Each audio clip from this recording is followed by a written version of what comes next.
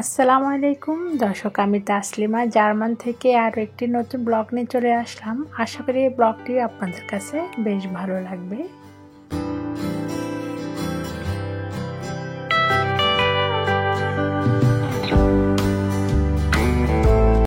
আজকে আপনাদের সাথে আমি শেয়ার করব খুবই ইজিলি ভাবে কিভাবে আপনারা চিকেন বিরিয়ানি তৈরি করবেন। যারা নতুন তারাও কিন্তু দেখে ট্রাই করতে পারেন খুবই ইজিলি ভাবে। আজকে আপনাদের সাথে শেয়ার করব দিল দিয়ে বিরিয়ানি মশলা দিয়ে এই বিরিয়ানিটা আমি কিভাবে রান্না করেছি।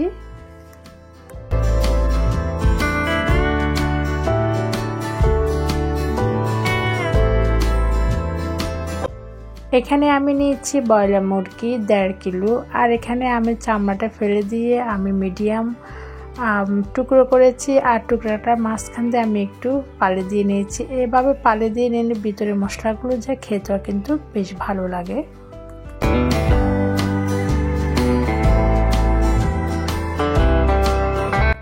এখানে আমি দিয়েছি 1 কাপ পেঁয়াজ, সাথে দিয়েছি 2টি তেজপাতা, তারপরে 3-4টি এলাচ দিয়েছি। তারপর এখানে আমি রসুন এবং আদা পরিমাণ মতো দিয়েছি। যখন পেঁয়াজটা একটু হালকা ব্রাউন হয়ে আসছে তখন আমি কিন্তু এই মুরগিটা দিয়ে দিয়েছি। সাথে আমি দিয়ে দিচ্ছি 1 কাপ টক দই দিয়েছি।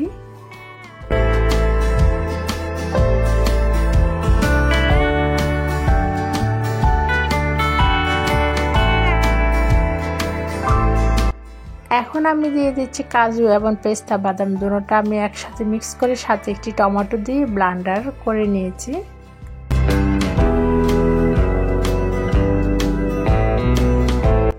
আমি এই মশলাটার কথাই বলছি। এই মশলাটা দিয়ে আপনারা একবার হলো, যারা দেশের বাইরে থাকেন, একবার হলো ট্রাই করে দেখতে পারেন। অসম্ভব মজা হয়ে থাকে এই বিরিয়ানির মশলাটা দিয়ে। যদি আপনি চিকেন বিরিয়ানি করে থাকেন, এই মশলাটা কিন্তু আপনার গরুর মাংসটাও কিন্তু অনেক মজা, কিন্তু চিকেনটা আমার কাছে সবচেয়ে বেস্ট মনে হয়েছে। তো এখানে আমি মশলাটা সম্পূর্ণ প্যাকেট দিয়ে দিচ্ছি। আপনারা যদি বড় প্যাকেট কিনেন তাহলে 2টি প্যাকেট পাবেন ভিতরে। তো আপনার 1 কিলোর জন্য 1 প্যাকেটে এনাফ। তো এখানে এই মশলাটার মধ্যে সব কিছু আছে, আপনার এক্সট্রা করে কোনো কিছু দিতে হবে না।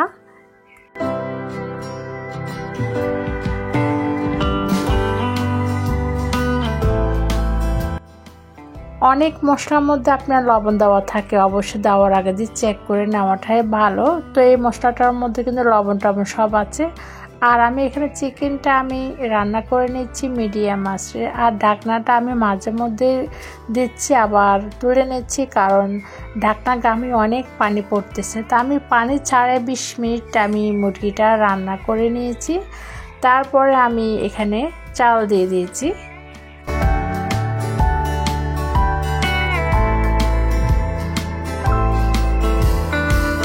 আমি চালটা 3-4 মিনিটের মতো এখানে ভাজি করে নিয়েছি। এখন আমি পরিমাণ মতো গরম পানি দিব, আর যতটুকু পানি দিয়েছি ততটুকু আমি লিকুইড গরুর দুধ অ্যাড করেছি। আপনারা চাইলে পাউডার ইউজ করতে পারেন। এখানে 4-5টি কাঁচামরিচ আমি দিয়ে দিয়েছি। চুলার হাইটা আমি মিডিয়ামে রেখেছি।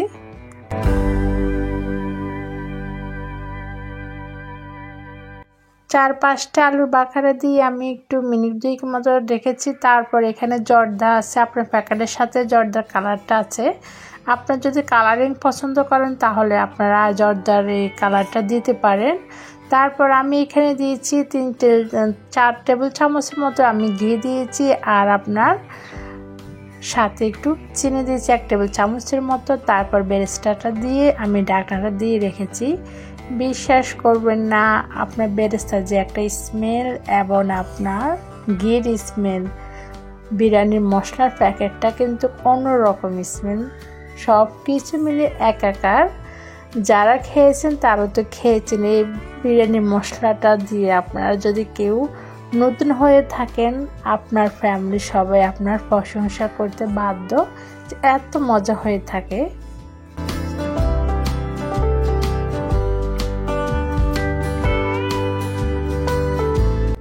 আমাদের এখানে তো শনিবার এবং রবিবারে বন্ধ থাকে, তাই শনিবার বা রবিবারে বিরিয়ানিটা করা হয়। বাচ্চারা স্কুলে বাসায় থাকে, আবার আমার হাজব্যান্ডও থাকে, তো এটা একদিন ছুটির দিনে বিরিয়ানিটা করেছিলাম, তাই আপনাদের সাথে শেয়ার করলাম। আশা করি আপনাদেরও ভালো লাগবে।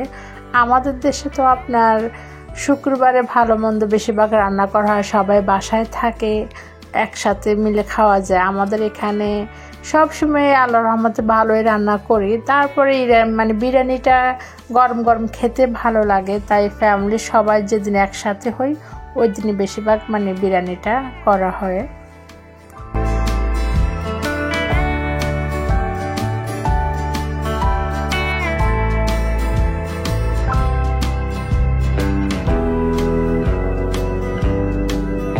তো এই যে এখন খাওয়া দাওয়া করব, সব কিছু গরম গরম পরিবেশন করতেছি। তো সবাইকে অসংখ্য ধন্যবাদ ভিডিও দেখার জন্য। যদি ভালো লাগে অবশ্যই লাইক কমেন্ট শেয়ার করতে পারেন।